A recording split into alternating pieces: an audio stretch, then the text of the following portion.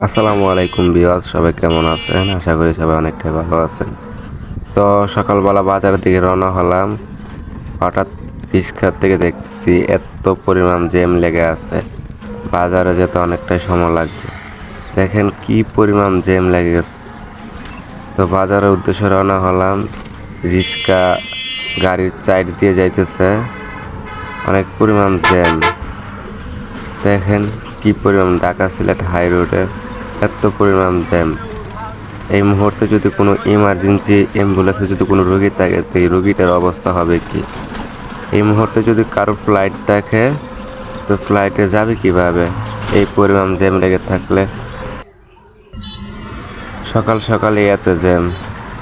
আজ দেখেন কি অবস্থা, গাড়ি চলতে পারতেছে না, রাস্তায় কি অবস্থা।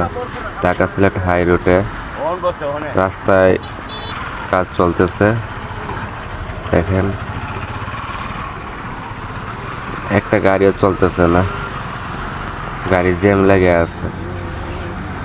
এটা হচ্ছে মাধবপুর ব্রিজ। দেখেন ব্রিজটাও খুব দুর্বল, দেখেন কি অবস্থা।